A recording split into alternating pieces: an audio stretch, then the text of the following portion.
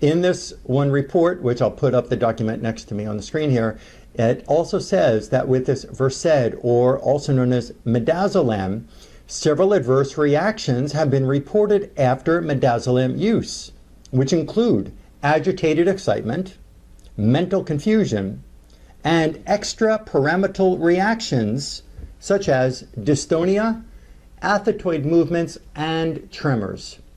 So what this report is telling us is that when people are going to be put on a sedative for, let's say they have a C-section procedure that's going to be performed, or they're having some dental procedure, what they call sedation dentistry, or maybe there's some other type of operation in the body where maybe a gallbladder removal or possibly even a colonoscopy or endoscopy where they're going to sedate the individual, that this anesthesia medication, this anesthesia substance known as Versed, V-E-R-S-E-D, can lead to these different uncontrollable involuntary movement disorders.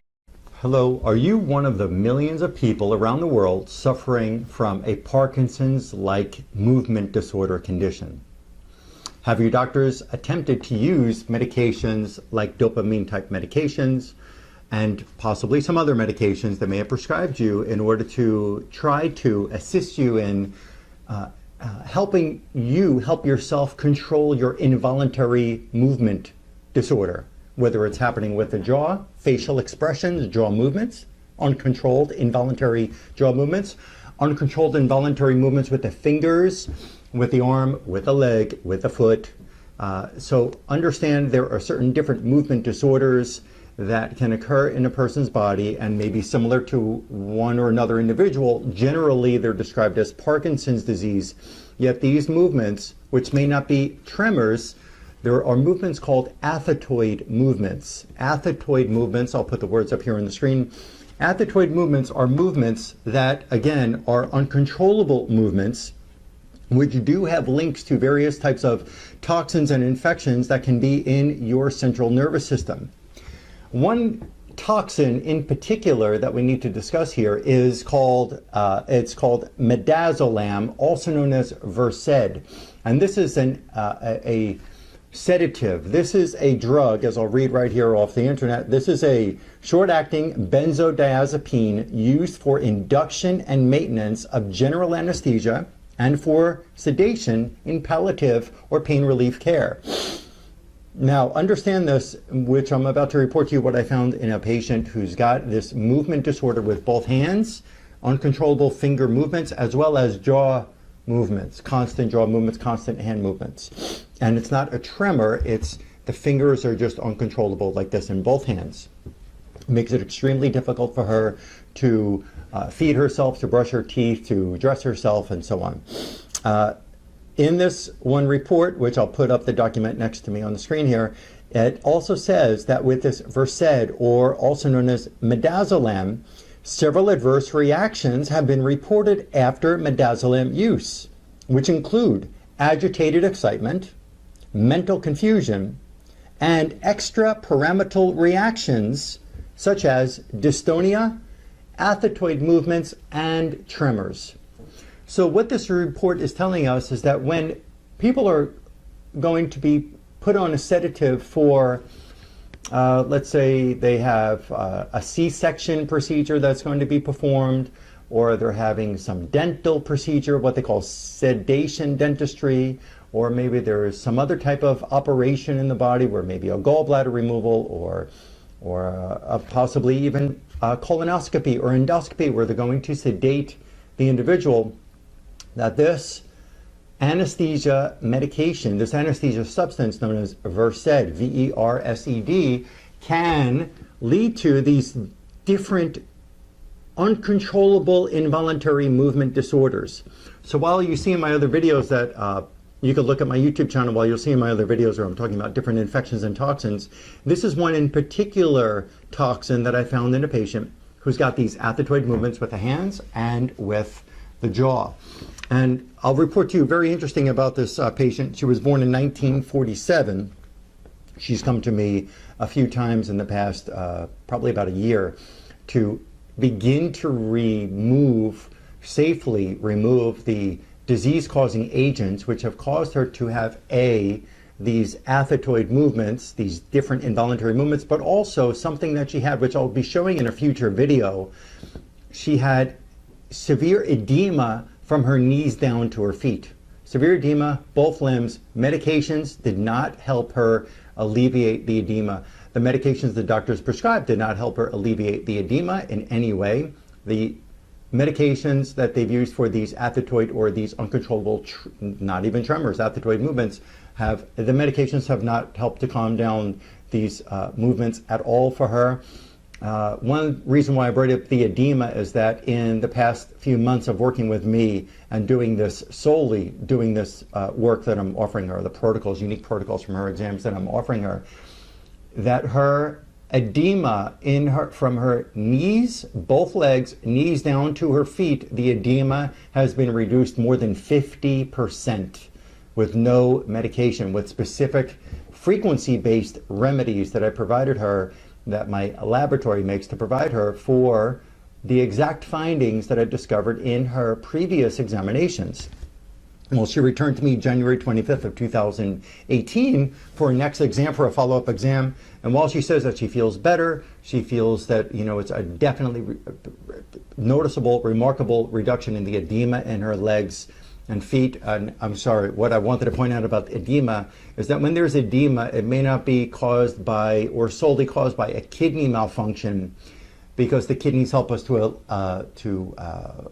excrete or remove the fluid from the body.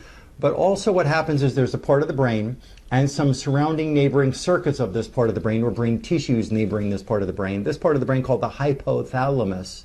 The hypothalamus regulates a hormone called anti-diuretic hormone.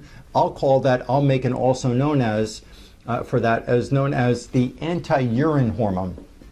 So what this hormone does when it's made by the hypothalamus is it's going to travel down to the kidney and tells the kidney, stop releasing the fluid, because if the kidneys release too much fluid and we're constantly thirsting, constantly voiding or urinating, then we've got a problem, because we're not able to stay saturated with fluids that we need in our body. Our brain and our organs and our skin and our bones need water. But also what can happen is we lose our ability to regulate our blood pressure. Well, what happens when there's too much fluid retention, because possibly the hypothalamus is producing too much anti-diuretic hormone. This anti-diuretic hormone will tell the kidney to stop releasing the fluid. The kidneys retain the fluid. The edema occurs from the knees down to the feet in this patient, sometimes just around the ankles and the feet. But and sometimes fluid retention in other parts of the body. People can have swollen hands, swollen face. Well, what happens when there's too much fluid retention? There's too much pressure on the arteries. When there's too much pressure on the artery, there's going to be blood pressure increase, which means there's going to be a blood pressure increase in the brain movements. Well, in this case, what I found, I'm going to point out to you, in this case, what I found is massive amount of saturation, absorption, causing malfunction of her nervous system tissues by this sedative chemical Versed. And I found it in her blood, and I found it in various tissues that I'll mention here. Now, one of her other symptoms, along with her Parkinson's type of condition, is she's lost her ability to smell, and that's been for many years. Well, when I found this Versed in her blood, I asked her very quickly, did you have any surgery? And she says, yes, I had 3 C-sections. I said, they sedated you for that? Yes, they did. But they put her they put her to sleep. If you were to put a dye, think about a tie-dye type t-shirt. Just think about that for a second. If you put a dye in a white t-shirt, let's say a blue dye into a white t-shirt, that white t-shirt is not blue anymore, it's got a blue dye in it. When they take a substance like an anesthesia chemical, don't be misled and don't think that just the anesthesia chemical just leaves your body through poop or your sweat or your urine. It doesn't just all come out. It's just like dye entering a t-shirt. It can stay there forever and eventually lead to these movement disorders. Well, I found in this patient, in this round, I found her kidneys, especially the right kidney, saturated with Versed anesthesia chemical. I found that the retina of her eye saturated with the Versed anesthesia substance. Understand something, the retina of the eye has amacrine cells, and these amacrine cells produce dopamine. So what would happen when these cells that also produce dopamine in the retina, what happens when they are saturated with a sedation chemical? Do you think that they're going to work normally, or are they going to be less than normal? When they're less than normal, are they going to lead to malfunctions in the whole brain? I found in her arsenic in the retina. I also found the Versed in the olfactory nerve. We also have the olfactory nerve that's in the bridge of the nose here, in the, not really sinus area, but it's in the nose. We have these nerve endings, olfactory, smelling sensory nerves that bring the smelling senses into the brain. Well, what would happen to the ability of those nerves to function when the sedative chemical, this Versed in this case, is saturating that nerve and causing that nerve to malfunction? What's going to happen to the ability of a person to smell? Do you think it's going to be normal, or is it going to be sedated to where somebody has a sensory of smell disorder where they can't smell as good as they used to or at all anymore? I believe that they're not going to be able to smell so well when the olfactory nerve is sedated, absorbed the Versed anesthesia chemical, and it's also causing it to not work well. I found it in the olfactory part of the brain. I also found in my unique examination that she had Versed, the anesthesia chemical, in two other places in this exam. And the white matter of the nervous system, has to be heavily myelinated, and it's supposed to help us conduct motor controlling movements. What happens when the motor system of the nervous system is saturated with an anesthesia sedative chemical like Versed? What's going to happen to that nervous system tissue? What's going to happen to that white matter? Do you think it's going to function normally, or do you think it's going to become sedated when it absorbs, like the dye in the t-shirt, the dye doesn't come out? What happens when the tissue, the white matter of the nervous system, has absorbed so much of this anesthesia sedative chemical? Do you think it's going to work normal, or is it going to work less than normal? I picked the latter of the two. I think it's going to work less than normal. It's still sedated to a certain degree, so the motor signals from the brain can't get to the arms, to the jaw appropriately. I also found, in further testing with her on this exam day, I found that the Versed anesthesia chemical is also absorbed into the cerebral cortex.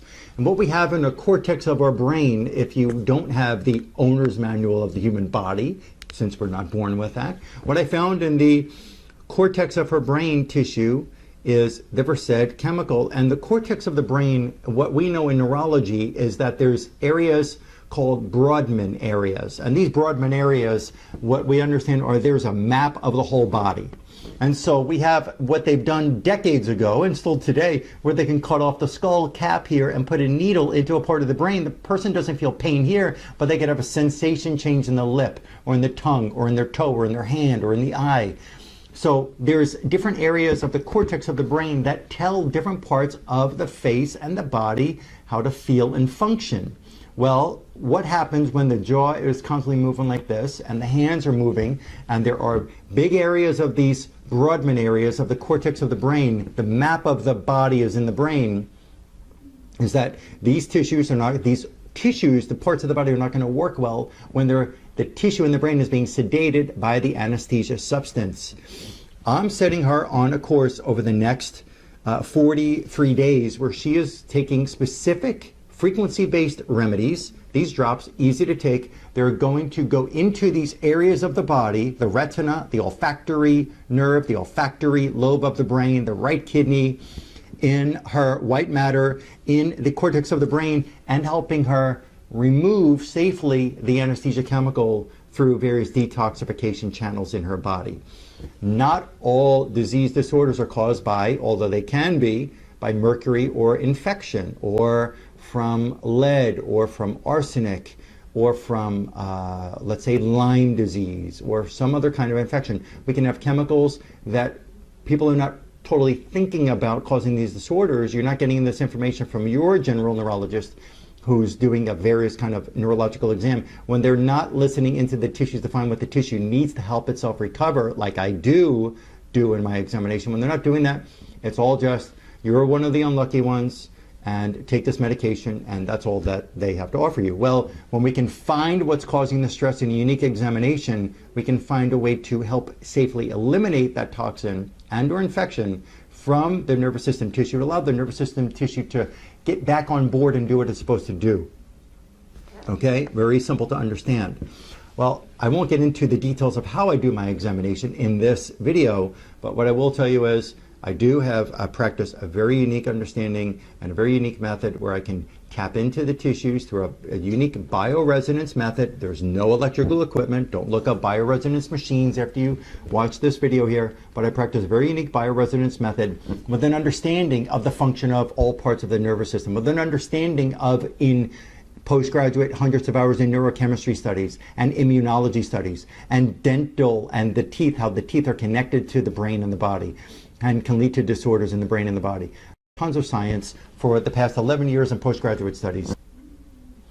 Like me on my Facebook page. I put up useful information there all the time. You could follow me on my Twitter, on my Instagram as well, and subscribe here on my YouTube channel. It's very easy to just subscribe on my YouTube channel. You just log into your YouTube channel and click on to log into your YouTube account, so you're registered in YouTube, and then you can just click on this subscribe button at the bottom of my screen here.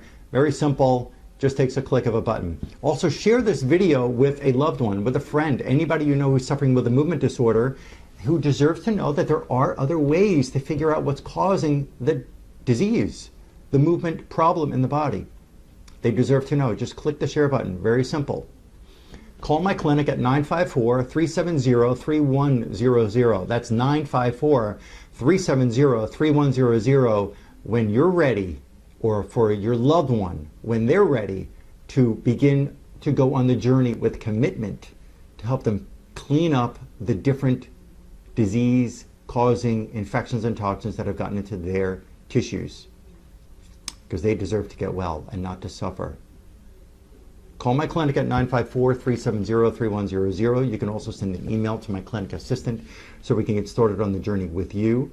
Also, just to point out here is that unfortunately, insurance companies, various insurance policies that are available do not recognize the kind of work that I offer, and they will not pay for this kind of service. So your services here are your investment in yourself. That is what you're going to have to do. I understand it's not, unfortunate in that regard, but fortunately, I've got a very extensive understanding of the brain and the nervous system, and I'm going to tell you that there is a way to help you clean this up. Unfortunately, the insurance companies don't look at the body that way. We've got to use a very unique system to help you figure it out and finally remove these disease-causing toxins, and it can be done. Again, call my clinic and just ask my assistant how you can get started. And people do travel here from all around different parts of the world and from the United States. So it's still possible. You can get it done. Look forward to helping you.